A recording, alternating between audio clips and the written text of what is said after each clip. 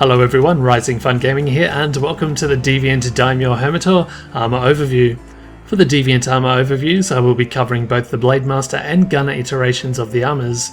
Please note that there is no difference in appearance between both armour types.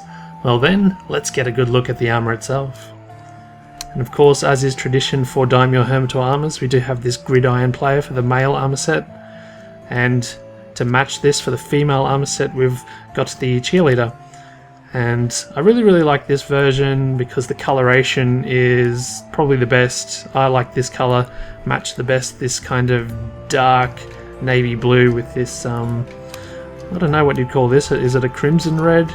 It's a nice one, whatever it is. They work together really nicely. So that's the details. Got spikes on the shoulder pads and on the arms, which I think is the case for the other Daimyo armours. Maybe not spikes on the arms, not 100% sure.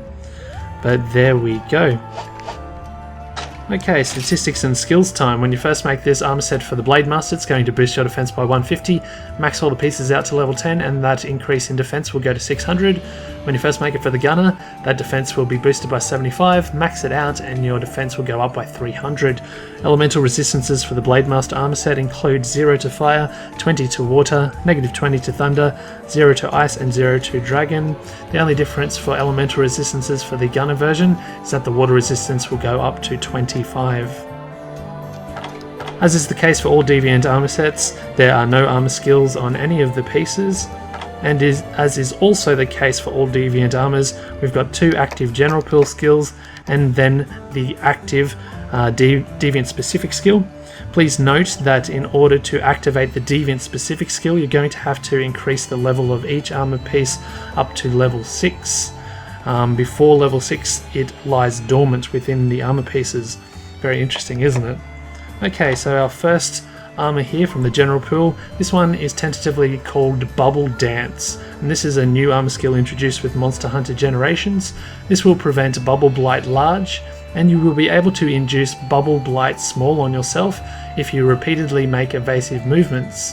Now, Bubble Blight small will grant you evasion +1 and constitution +1 equivalent, and you will get this buff if you have this skill, and also if you get Bubble Dance from monsters such as Tama Mitsune and you don't have this skill. So it's very cool. Up next, we've got another new armor skill introduced with Monster Hunter Generations, and this one's also tentatively called On the Brink. Now, On the Brink is something that will increase your attack by 20 points when you're inflicted with a status abnormality. Now, I've had a bit of a test with this and it's quite hilarious. Of course, a status abnormality is going to be things like, you know, your poison, stuff like that. But when you get paralyzed and when you get slept, this is not going to be useful to you, but it still gives you that attack +20, which I found to be really fun and exciting to discover in testing. Please note that when you get elemental blights, they're also considered as status abnormalities, and as such will activate this skill as well, because, you know, things like being on fire will drain your health, like poison will drain your health.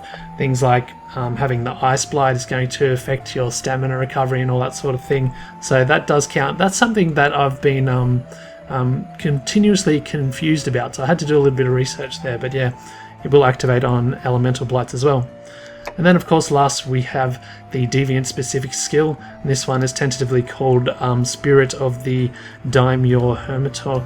Now this one is going to give you a combination of Razor Sharp, Recoil Down 2, and Divine Protection.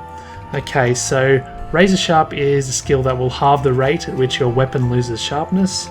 Recoil Down +2 will reduce bowgun recoil by 2 levels, and Divine Protection will sometimes decrease damage taken. This will be a 25% chance to receive 30% less damage when hit. Alright, so that's going to do for the Deviant Daimyo Hermitaur armor overview. Hopefully you guys enjoyed this and found it nice and informative. If you're interested, I do have another video which is a general overview of Deviant armors and how they work and some of their characteristics. So if you want to see that, click the top right hand corner image that you see right now. My name's RisingFunGaming. Thank you so much for watching as always, and I'll see you next time. Goodbye for now.